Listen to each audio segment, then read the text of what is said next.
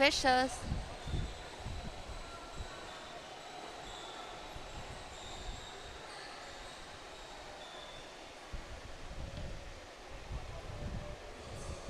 Now, Lady Macbeth Riots, who just won their first game earlier,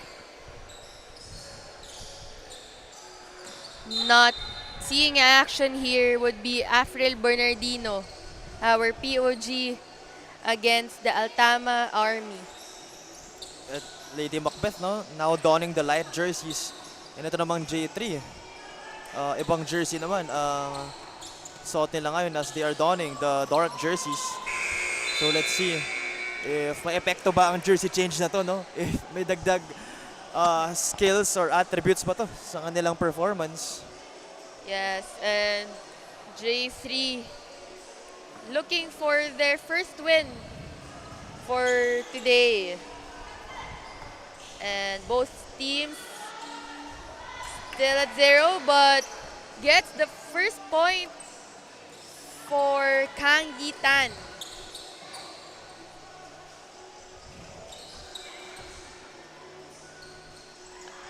Kangitan with a rebound, a steal, supposed to be steal, but wasn't able to get it. Still the ball for the J3.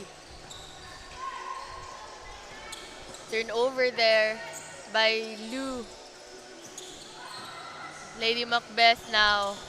A drive by Ozar. Passes it to Camilo Lasco for that first two. And ito si Nolasco, we're aware of what she can do. She has that shot outside.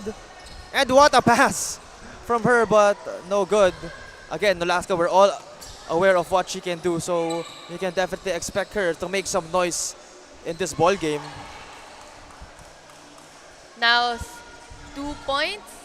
2-point lead by Lady Macbeth. And a foul there by the J3.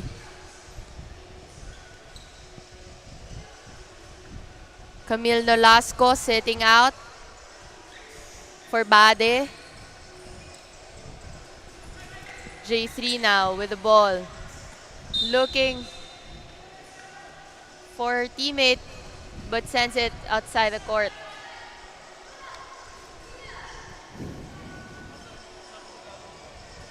And again, Hana itong J3, no? Medyo nag-struggle itong si Kang Hitan because she's being guarded very well ng mga nakakalaban nila. So that's one thing she needs to adjust, no? She needs to find her shooting touch and to get some composure kasi isa siya sa mga inaasahan talaga ng kanyang koponan, of course, with her height, with her rim protection, with her inside presence, both on offense and defense. Luna Ozar with that drive also earlier is also part of the FIBA Asia Women's Under-18 Championship together with Nolasco. And also plays for the Gilas Pilipinas recently.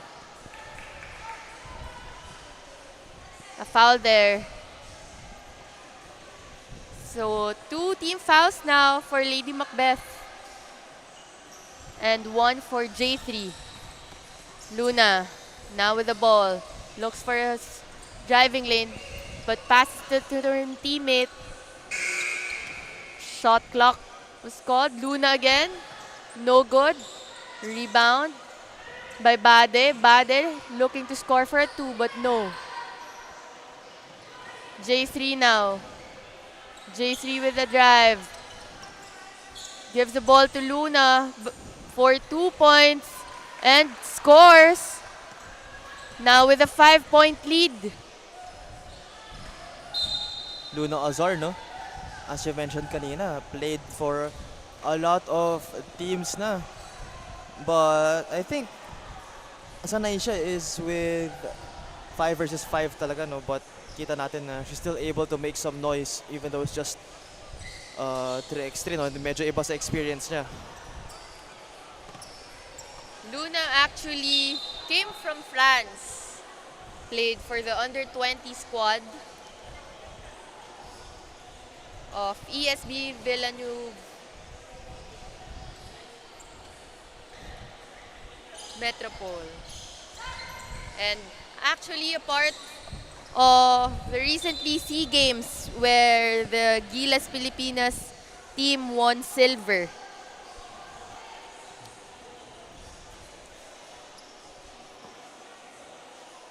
Cheryl Tang now coming in for Senin. And that makes the 5-point lead for the Lady Macbeth.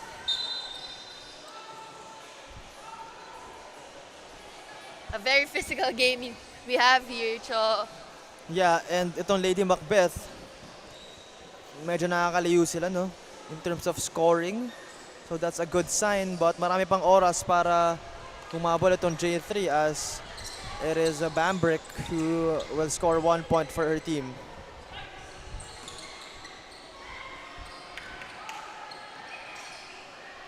Lady Macbeth, who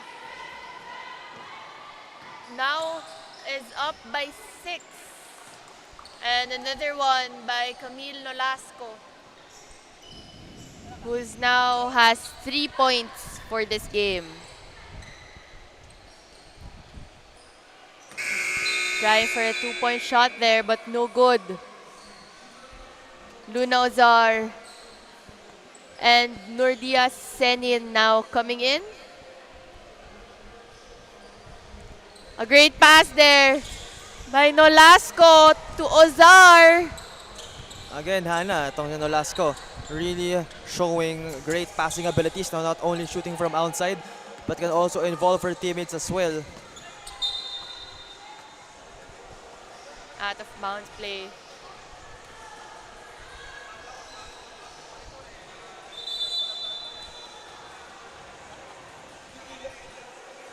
Lady Macbeth called for a timeout with 5 minutes and 51 seconds left for this ball game.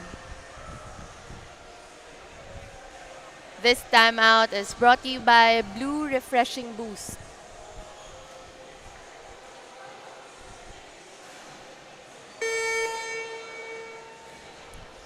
On your screens again, we have Miss Peachy Cheng Medina enjoying our W Movement 3x3 Elite Invitational.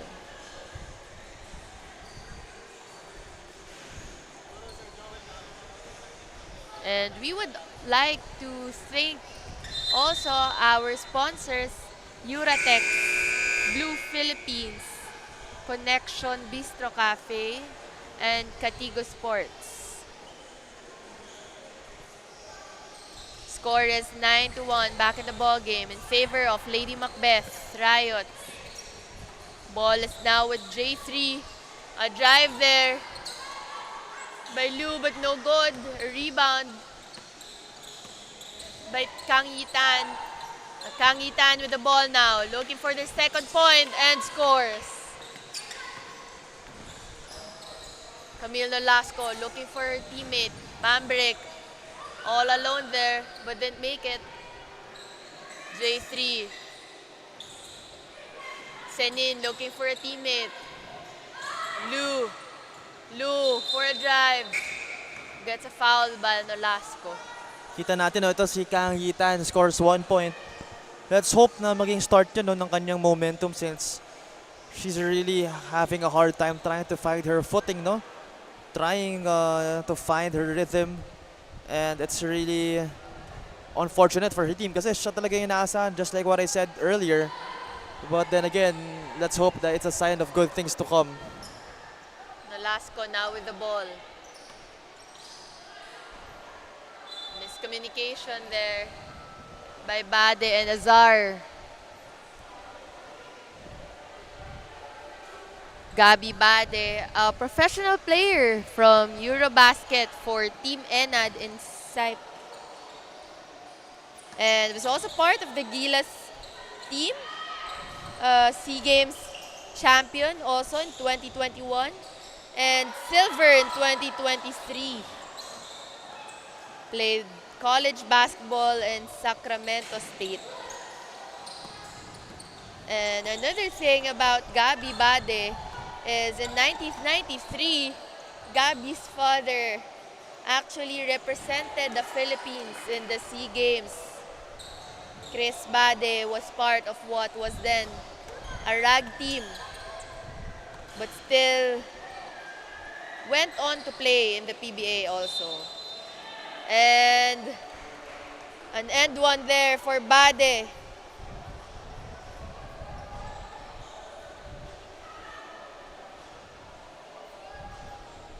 Bringing her for the free throw line. Let's see if it's a 2-point play here.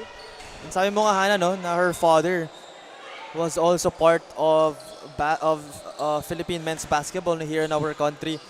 And it's good to see na yung, I think, the next generations, no, no mga dati naglalaro for the Philippines, sumusunod.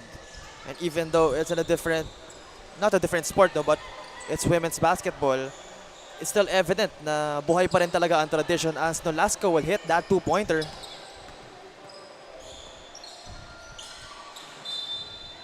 Now up by 11 in favor of Lady Macbeth Riots. And J3 still struggling here. And let's see if Cheryl Tang can cut this lead with that free throw, but no. He wasn't able to make that free throws. Ozar now. J3 with the ball. Shenin for a 2, no. Bade with the ball. Looking for a drive there. A good fake. And scores for another point for Lady Macbeth.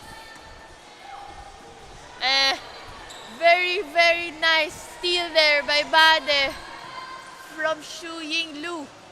Ozar, another 2 points. Now is with 14. What a shot now by Ozar as they are nearing the 21-point mark and potentially the W. With 2 minutes and 48 seconds left. Ozar again for 2 and makes it. They need 1 point to win this game. J3